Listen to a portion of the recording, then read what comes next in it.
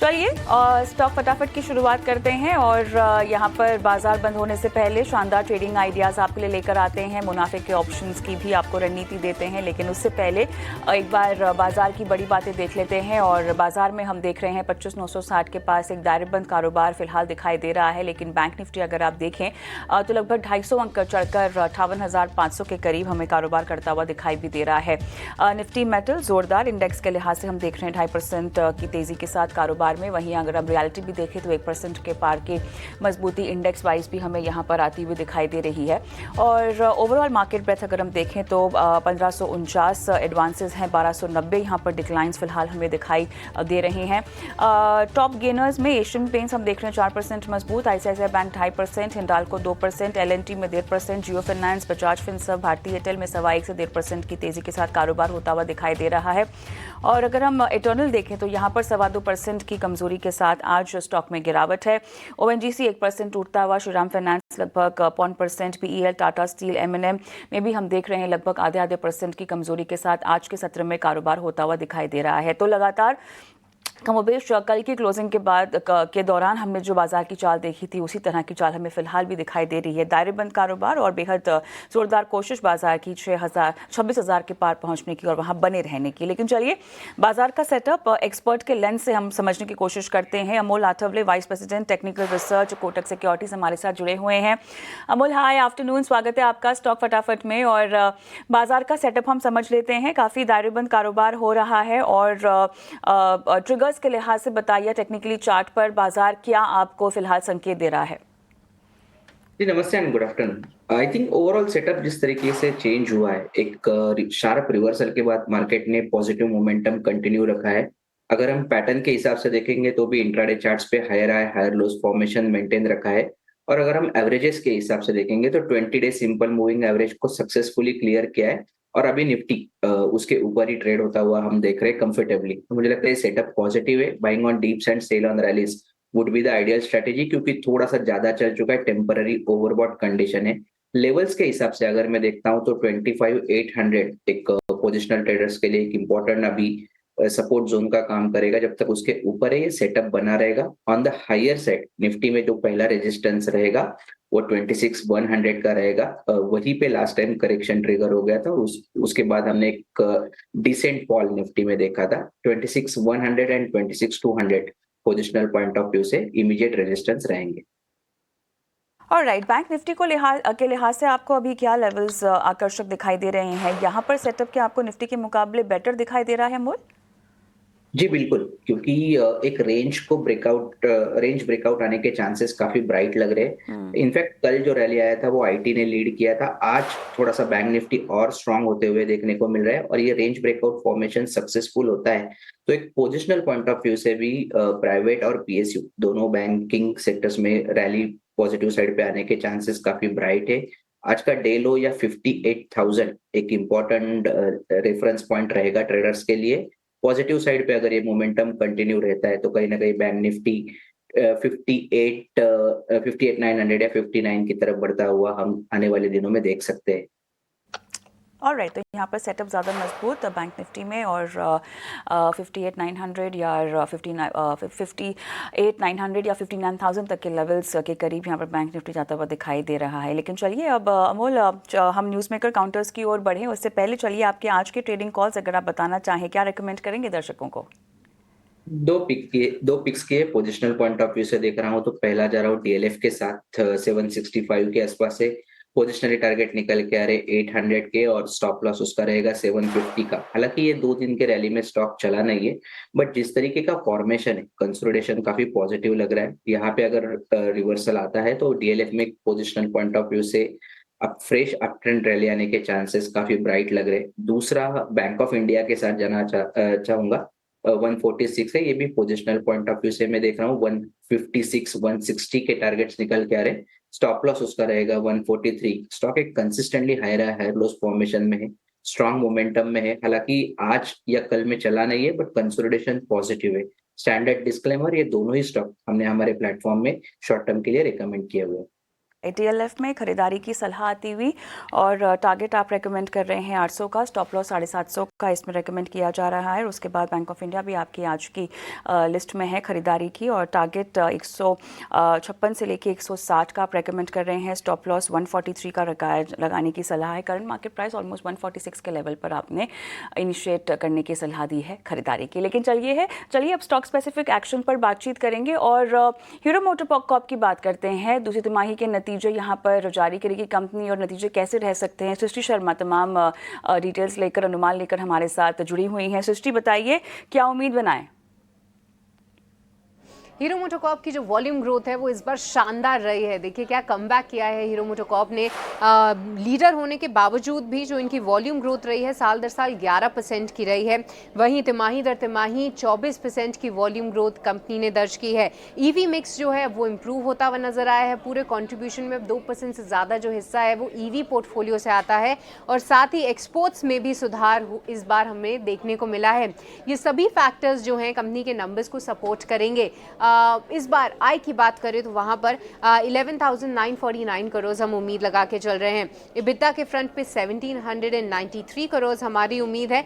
वहीं मार्जिन्स 15% पे रहने चाहिए हीरो मोटोकॉर्प के, जो कि साल दर साल और तिमाही दर तिमाही एक सुधार आते हुए दिख सकता है अगर 15% मार्जिन्स रहे। और मुनाफे के फ्रंट पे 1424 करोड़ की हम उम्मीद लगा के चल रहे हैं। तो नतीजे अच्छे आने की उम्मीद है। स्टॉक में ऑलरेडी काफ़ी हमने एक्साइटमेंट देखा है GST दरों के अनाउंसमेंट के बाद, पर आगे चल के डिमांड आउटलुक क्या है, फेस्टिव सीजन खत्म हो गया है, अब वहां से किस तरीके की ग्रोथ देख रहे हैं और नए प्रोडक्ट लॉन्चेस क्या है, इन सभी पर हमारी नज़र रहेगी। ऑलराइट, चलिए सृष्टि, इंतज़ार रहेगा नतीजों का, लेकिन अनुमान यहाँ पर काफ़ी दमदार संकेत देते हुए दिखाई दे रहे हैं। अमोल से जुड़ते हैं और थोड़ा सा और बातचीत करते हैं स्टॉक पर टेक्निकली। तो बताइएगा, यहाँ पर कमबैक तो फंडामेंटली होता हुआ दिखाई दे रहा है अमोल। टेक्निकली चार्ट्स पर भी हम देख रहे हैं, खासतौर से अगर पिछले 5 ट्रेडिंग सेशंस पर हम फोकस करें तो एक अच्छा खासा अप ट्रेंड देखने को मिला है। पूरे हफ्ते में पिछले 5 ट्रेडिंग सेशंस की अगर बात करें तो लगभग 4.5% का एक जंप ही। जी बिल्कुल। ये वीक में स्टॉक ने अच्छा खासा बाउंस बैक किया है। अभी तक के गेन्स देखेंगे तो 4% तक के गेन देखने को मिले हैं। वीकली पे भी एक प्रॉमिसिंग बुलिश कैंडल फॉर्म होते हुए हमने देखा है। दिक्कत यही है कि स्टॉक एक रेंज में फंसा हुआ है। उससे पहले जो बड़ी रैली हो गई थी उसके बाद स्टॉक ने एक 57 के आसपास एक रेजिस्टेंस लिया था।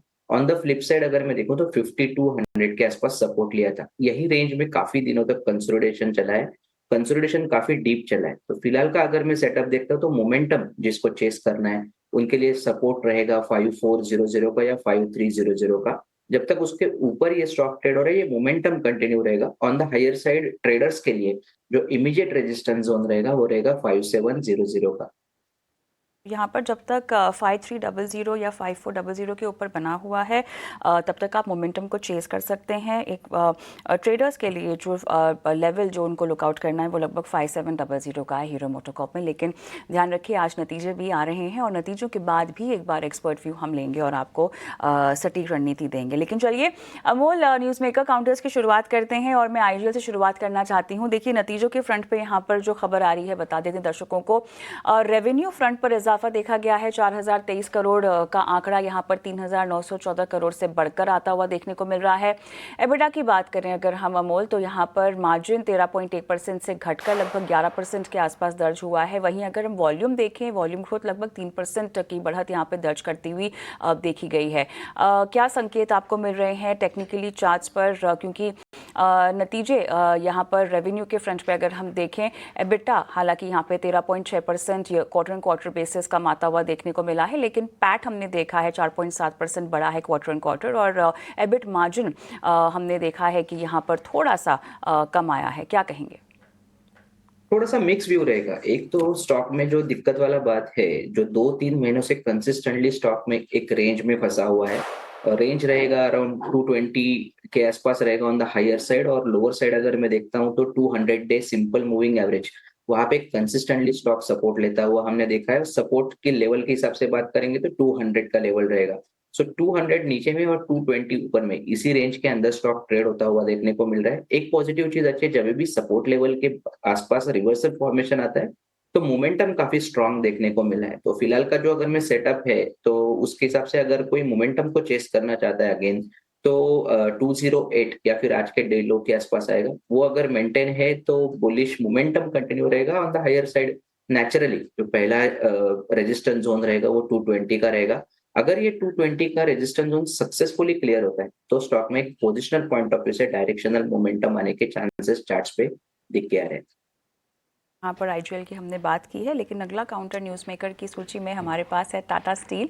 और डेफिनेटली नतीजे यहाँ पर बहुत मजबूत आते हुए, और लेकिन हम देख रहे हैं कि दबाव काउंटर पे दिखाई दे रहा है। आज लगभग एक छोटा सा कंसर्न जो कि नतीजों में आया है वो है इनका डेट नेट, जो कि थोड़ा बढ़ता हुआ देखने को मिला है। लेकिन आप देख सकते हैं काउंटर दबाव में है, लगभग 1.25% के आसपास हम देख रहे हैं कि यहाँ पर कमजोरी है। मुनाफा आय दोनों में अच्छी खासी बढ़त भी दर्ज हुई है।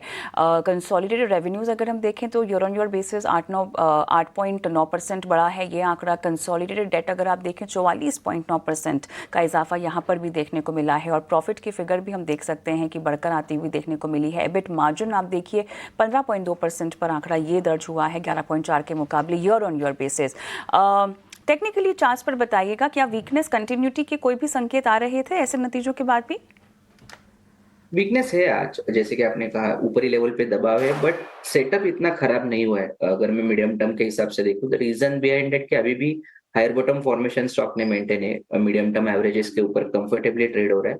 रिवर्सल का जरूर वेट रहेगा, रिवर्सल का लेवल रहेगा ट्रेडर्स के लिए 180 का। अगर ये 180 के ऊपर सक्सेसफुली क्लियर कर देता है तो वापस से fresh up trend rally short term में आने के चांसेस टाटा स्टील में काफी ब्राइट लग रहे हैं। पहला रेजिस्टेंस रहेगा 188 का, वहीं पे लास्ट टाइम करेक्शन ट्रिगर हो गया था। ऑन द फ्लिप साइड अगर वीकनेस बढ़ना है तो मिनिमम लेवल रहेगा 170। थोड़ा सा डीप है, बट जिस तरीके का सेटअप है, अगर 170 के नीचे ये स्टॉक ट्रेड होता है तो शायद थोड़ा सा फर्दर वीकनेस स्टॉक में देखने को मिल सकता है। लेवल का इंतज़ार यहाँ पर आपको करना होगा, उसके बाद अगर ये उसके नीचे जाता है तो फिर वीकनेस ज़्यादा गहरा सकती है। तो थोड़ा सा आपको सतर्क यहाँ पे रहने की सलाह दी जा रही है। लेकिन अमोल, अब टाटा स्टील के बाद दीपक नाइट्रेट की हम बात करते हैं, और यहाँ भी नतीजे एक बार दर्शकों को बता दें। एबिट मार्जिन जो है 14.6% से गिरकर 10.7% के आसपास हमने आता हुआ देखा है। रेवेन्यू 6% गिरा है, और बाकी फ्रंट पे अगर हम एबिटा की बात करें तो लगभग 31.4% ईयर ऑन ईयर बेसिस पर आंकड़ा कम आया है। 204 करोड़ के मुकाबले हमने देखा है यहाँ पर आंकड़ा आता हुआ दर्ज हुआ है। लेकिन अगर कंसोलिडेटेड नेट प्रॉफिट की अगर आप बात करें तो यहाँ पर 38.8% का आंकड़ा आता हुआ हमने देखा है 119 करोड़ पर 194 करोड़ के मुकाबले। और एबिट मार्जिन भी अगर आप देखें तो ये भी 10.7%, जैसा कि मैंने शुरुआत में बताया, ये आंकड़ा आता हुआ देखने को मिला है। तो बताइएगा चार्ट्स पर इसमें कितना और दम है? नतीजे कुछ खास नहीं है। फॉर्मेशन भी कुछ खास नहीं है वैसे देखा जाए तो। मीडियम टर्म वीकली पे भी देखेंगे तो कंसिस्टेंटली स्टॉक में दबाव रहा है। ये साल में अगर हम देखते हैं तो 31% तक का करेक्शन अभी तक स्टॉक में हुआ है, और फिर भी ऐसे कोई साइंस दिख नहीं रहे कि जहाँ पे एक प्रॉमिसिंग रिवर्सल जिसको कहा जाए। बट मैं अगर मोमेंटम इंडिकेटर्स की तरफ फोकस करता हूँ तो काफी ओवरसोल्ड है, और आज का फॉर्मेशन भी ठीक ठाक है, क्योंकि डबल बॉटम फॉर्मेशन के आसपास एक रिवर्सल फॉर्मेशन एक दिन के लिए ही सही बट बनने को देखने को मिला है। मुझे लगता है अगर किसी को मोमेंटम या कॉन्ट्रा बेट के लिए कोई प्ले कर रहा है तो आज का डे लो या फिर 1700 का एक लेवल रहेगा। लिमिटेड अपसाइड है, but on the higher side अगर बाउंस बैक करता है ड्यू टू ओवरसोल्ड कंडीशन तो इमीडिएट में अपसाइड रहेगा 1780 1790 का। 01790 लिमिटेड अपसाइड है, लिहाजा थोड़ा सा आपको यहाँ पर जो है कॉन्ट्रेरियन ट्रेड की सलाह मिलती हुई। लेकिन आगे बढ़ते हैं, आरके फोर्जिंग्स की बात करते हैं यहाँ पर अमोल। और नतीजों के फ्रंट पर एक बार बता दें, रेवेन्यू में 14% की गिरावट दर्ज हुई है। मुनाफे से घाटे में आई है कंपनी। पिछले साल हमने देखा 140 करोड़ के मुनाफे के मुकाबले 9 करोड़ का यहाँ पर घाटा देखने को मिला है। लेकिन चार्ट पे जो मोमेंटम बना है वो आगे ही बढ़ रहा है। क्या कहेंगे आप इस तरह की चाल को कैसे भुनाया जाए और कितना ट्रस्ट किया जाए इस अप ट्रेंड को? ये काफी प्रॉमिसिंग रिवर्सल फॉर्मेशन है शॉर्ट टर्म में देखते हैं। आज एक जो कैंडल फॉर्म हुआ है उसको सपोर्ट भी वॉल्यूम ने किया है, और एक रेंज था, रेंज में फंसा हुआ था उससे पहले स्टॉक। एक 550 560 एक कंसिस्टेंट रेंज का एक रेजिस्टेंस बना हुआ था, उसको सक्सेसफुली क्लियर किया है। आज का क्लोजिंग इंपॉर्टेंट रहेगा। अगर ये इसके ऊपर क्लोज आता है तो मुझे लगता है एक शॉर्ट टर्म में तो एटलीस्ट ये मोमेंटम कंटिन्यू रहेगा। 610 जहाँ पे लास्ट टाइम एक करेक्शन ट्रिगर हो गया था, वहां तक ये रैली कंटिन्यू रह सकती है। ऑन द फ्लिप साइड अगर मैं देखता हूँ 550 के नीचे के क्लोजिंग अगर ये स्टॉक में आते हैं तो मुझे लगता है वापस से ये थोड़ा सा मोमेंटम ड्रॉप होने के चांसेस बढ़ जाते हैं। चलिए, तो आरके फोर्जिंग्स में ये सलाह आती हुई, लेकिन शो को आगे बढ़ाते हैं और मुनाफे के ऑप्शन में कहाँ आज कमाई का मौका है ये जान लेते हैं।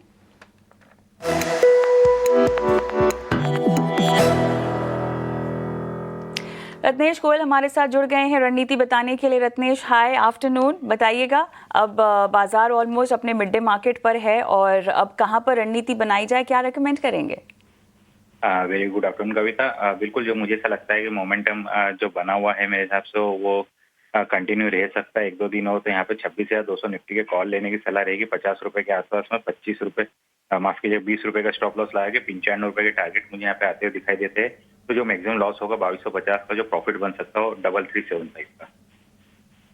चलिए, तो रत्नेश की ये रणनीति आती हुई और थोड़ा सा जो है आपको यहाँ पर ख्याल रखना होगा और स्टॉप लॉस 20 का और टारगेट 95 का जो है वो आज बताया जा रहा है। रत्नेश, बहुत बहुत धन्यवाद आपका, आपने रणनीति आज बताई है। और दर्शकों को एक डिस्क्लेमर भी, क्योंकि जोखिम भरा हो सकता है ऐसे एफएनओ में ट्रेड करना, लिहाजा सतर्कता आप बरतिए, क्योंकि डेटा ये कहता है कि 10 में से कम 9 लोगों को नुकसान हुआ है और इसीलिए थोड़ी सी सावधानी आपको बरतनी चाहिए एफएनओ ट्रेडिंग में।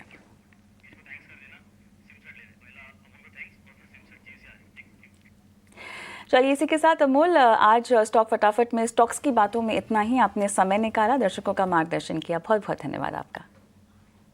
लेकिन हमारे दर्शकों के लिए अब एक खास चर्चा। जीआईसीडी ने अपने दूसरी तिमाही के नतीजे जारी कर दिए हैं और नतीजों पर ही चलिए कंपनी के मैनेजमेंट से बातचीत करते हैं। और हमारे साथ कंपनी का टॉप मैनेजमेंट भी जुड़ रहा है। हितेश जोशी हमारे साथ जीआईसीडी से जुड़ चुके हैं और आपका स्वागत है हमारी इस खास पेशकश में। सर, सिक्वेंशली अगर हम देखें तो कौन कौन से फैक्टर्स यहाँ पर आपको लगता है कि रिस्पॉन्सिबल रहे हैं combined ratio despite lower loss और एक्सपेंस इंडिकेटर्स को देखते हुए? किस तरह से आपको लगता है कि 107% का गाइडेंस जो है उस तक वापस आया जाएगा? ये जो सिक्वेंशियल इंप्रूवमेंट है वो हमारा हमने जो स्ट्रेटेजिक शिफ्ट किया, जो पैराडाइम शिफ्ट किया in the second half of the 2020, ये जो जब जीआईसी री का क्रेडिट रेटिंग डाउनग्रेड हुआ A- से B++, हमने काफ़ी इंट्रोस्पेक्शन किया। हमारा पूरा जो अंडर राइटिंग का जो प्रोसेस था उसको हमने पूरा रिवैम्प किया। हमारे SOPs, pricing algorithm, pricing tools, हमने सबको रिविजिट किया। हमारा पोर्टफोलियो कंपोजिशन हमने रीबैलेंस किया। तो ये सबका ये नतीजा है। ये लास्ट 4 साल में इसका रिजल्ट देखने को मिला है। लेकिन कुछ ना कुछ और शायद इवेंट हुआ है, या जैसे मार्केट को हमने पहले बता चुके हैं कि एक बड़ा कॉन्ट्रैक्ट था जो हमारा अमेरिका से हमने जो लिखा था, जिसका नतीजा अच्छा नहीं रहा था और उसकी टेल जो थी वो डेवलप हो रही थी, मतलब लॉसेस डेवलप हो रहे थे। तो उसकी वजह से हमारा परफॉर्मेंस थोड़ा वोलेटाइल रहा। अभी जब भी हम वो कॉन्ट्रैक्ट के टेल में से बाहर आ रहे हैं और उसकी रिजर्विंग पूरी तरह एडिक्वेट हो रही है, तो अभी हमारे जो इतने सारे एफर्ट्स थे उनका आपको ज़्यादा रिजल्ट देखने को मिलेगा। ये जो ट्रेंड है वो आई वुड से सस्टेनेबल है और ये एक ऑनगोइंग प्रोसेस है, क्योंकि मार्केट में लॉसेस का ट्रेंड चेंज होते रहते हैं। डिफरेंट क्लासेस के अलग अलग लॉस ट्रेंड रहते हैं और प्राइसिंग ट्रेंड भी अलग अलग होते हैं डिफरेंट ज्योग्राफीज में से। इंडियन मार्केट का भी कुछ ट्रेंड ग्लोबल मार्केट से अलाइंड होएगा, बट फिर भी कुछ अलग। जी जी। सर, एक और सवाल यहाँ पर, डोमेस्टिक सेगमेंट्स ने थोड़ा सा यहाँ पर अंडर परफॉर्म किया है इंटरनल एक्सपेक्टेशंस के मुकाबले। अब यहाँ पर करेक्टिव एक्शंस क्या होंगे इस वित्त वर्ष की दूसरी तिमाही के लिए? डोमेस्टिक में हमारा थोड़ा स्लो डाउन होने की वजह ये है कि कुछ ट्रीटीज जो साइजेबल प्रीमियम था, ये कुछ रेगुलेशन में चेंज होने की वजह से वो ट्रीटी रिन्यू नहीं किए। सिडेंट्स ने वो रिस्क रिटेन कर लिया। जहाँ तक फॉरेन बिजनेस का सवाल है, हमारा जो रेटिंग अपग्रेड आया टू A- वो लास्ट अक्टूबर 24 में आया, अक्टूबर के एंड में आया। तो उसका हमको जो फायदा मिल सकता था जनवरी 25 रिन्यूअल में, वो हमको नहीं मिल पाया, क्योंकि वो जो 2 महीने का जो टाइम था वो सफिशिएंट नहीं था। तो अभी वो फायदा जो हमारा जो रेटिंग अपग्रेड का जो मिला, वो हम जनवरी 26 रिन्यूअल में इसका पूरा फायदा उठाने की कोशिश करेंगे। हम ऑलरेडी हमारे जो बिजनेस पार्टनर है, सीडेंट्स है, ब्रोकर्स है, ओवरसीज टेरिटरीज में उनके टच में हैं। तो हमारा जो बिजनेस गया था जो 2020 में, उसमें से डेफिनेटली कुछ बिजनेस वापस आएगा और रेटिंग की वजह से भी हमारा जो ओवरऑल स्टैंडिंग है वो काफ़ी सुधरा है। तो इसकी वजह से हम लोग डेफिनेटली कुछ सिग्निफिकेंटली कैचअप कर पाएंगे। Alright sir. सर कौन से डोमेस्टिक सेगमेंट इंटरनल एक्सपेक्टेशन के हिसाब से अंडर परफॉर्म हुए? सर ये बताइएगा कि स्ट्रक्चरल चेंजेस यहाँ पर अगर हम देखें या प्राइसिंग इंटरवेंशंस की बात करें तो इनकी वजह से क्या significant reduction in underwriting losses हमें देखने को मिले हैं और इसमें से कितना इम्प्रूवमेंट सस्टेनेबल है? जैसे मैंने बताया, ये कंटिन्यूस प्रोसेस है। जो हमने पैराडाइम शिफ्ट किया 2020 से, it is a continuous journey है। हम हमारे जो एजम्पशंस है हम उसको रिविजिट करते हैं कि ये अट्रिशनल लॉस के ट्रेंड्स क्या है, लार्ज लॉस के बफर्स क्या होने चाहिए, वोलेटिलिटी के लोडिंग क्या होने चाहिए। ये जो रीइंश्योरेंस प्राइसिंग के जो टेक्निकल पैरामीटर्स है वो एजम्पशन बेस्ड होते हैं, क्योंकि हम प्रीमियम पहले लेते हैं और लॉसेस बाद में आते हैं। तो ये जो ग्लोबल और Indian market trend, regional trend and global trend, different classes के, वो सब हम कंसिडर करके हमारे जो प्राइसिंग टूल है उसको रिकैलिब्रेट करते हैं। तो ऐसा कुछ एक या दो चीज नहीं है जो हमने किया है, पहले किया और अभी नहीं करेंगे। ये कंटिन्यूअस इवॉल्विंग प्रोसेस है प्राइसिंग टूल और प्राइसिंग एल्गोरिदम को फाइन ट्यून करने का, और मार्केट की जो रियलिटीज है उसको उसमें फैक्टर इन करने का। तो ये प्रोसेस चलता रहेगा and that is a kind of से एब्सोल्युटली ऑनगोइंग प्रोसेस। बहुत बहुत धन्यवाद, आप जुड़े और नतीजों पर इतने विस्तार से हमारे साथ आज बातचीत की, शुक्रिया आपका। लेकिन चलिए हम स्टॉक फटाफट को यहीं समेटते हैं, आपको कहीं नहीं जाना है। एक छोटा सा ब्रेक लेते हैं, ब्रेक के उस पार कॉर्पोरेट कनेक्शन लेकर आएंगे और जो नतीजे आ रहे हैं लगातार कंपनियों के, उन पर भी हमारा फोकस बना हुआ है। बने रहिए हमारे साथ।